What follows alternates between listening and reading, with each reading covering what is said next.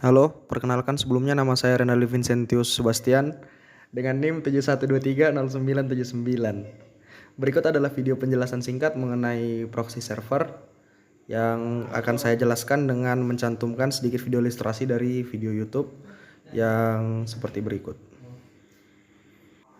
Jadi, apa sih sebenarnya proxy server itu? Proxy server adalah perantara yang mengambil data dari komputer kita untuk disampaikan ke web server pada saat kita menjelajah internet.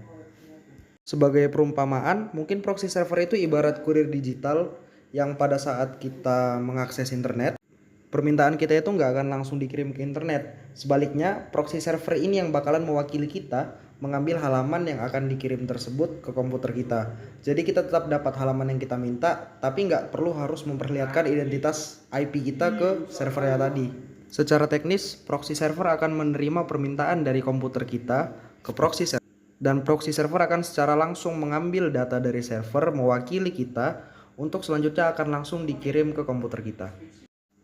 Terlepas dari penjelasan tadi, pasti timbul pertanyaan. Jadi buat apa sih sebenarnya proxy server itu? Jadi proxy server juga punya beberapa keuntungan. Yang pertama, proxy server itu memperbolehkan kita untuk berinternet secara anonimus. Tanpa menggunakan proxy, IP address kita pasti akan terlihat secara publik, terutama dari server. Server bisa langsung tahu IP mana yang mengakses data dari servernya itu sendiri. Tapi kalau kita menggunakan proxy, IP address kita tidak akan terlihat karena IP address yang diterima oleh server adalah IP address dari proxy yang kita gunakan, sehingga IP kita akan tetap aman dan tidak terlihat.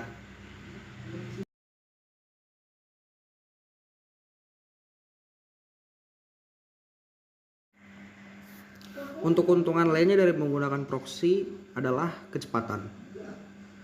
Mungkin bisa kita ambil contoh dari sebuah perusahaan. Misalnya ada banyak karyawan yang mengakses situs yang sama. Situs ini akan kemudian disimpan dalam cache dari database proxy server.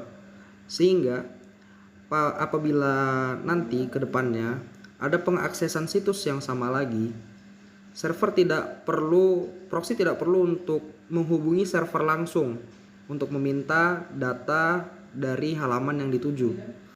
Namun proxy server bisa langsung mengirimkan data dari cache yang tersedia untuk langsung bisa diakses oleh komputer dari karyawan di suatu perusahaan tersebut. Jadi tidak perlu langsung mengakses ke server. Namun proxy bisa langsung meretrieve data, mengambil data dari cache untuk diarahkan ke komputer karyawan.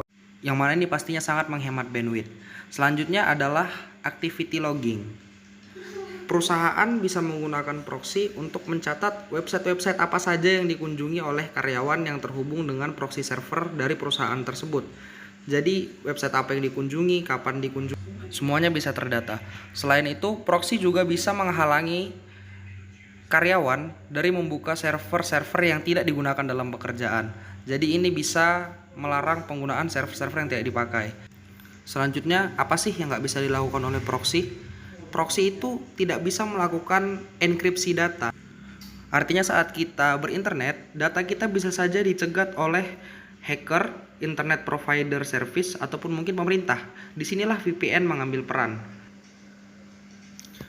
VPN di sini tidak hanya menyembunyikan IP address, tapi juga mengenkripsi data yang kita kirim dan kita terima dari internet. Jadi semua aktivitas kita mulai dari browsing hingga transfer file itu semuanya terlindungi dan tidak akan bisa disadap oleh pihak ketiga. Mungkin demikian penjelasan singkat dari saya mengenai proxy server. Kesimpulannya, proxy sangat berguna untuk memastikan keamanan data kita pada saat berselancar di internet. Tapi bukan berarti proxy itu 100% aman.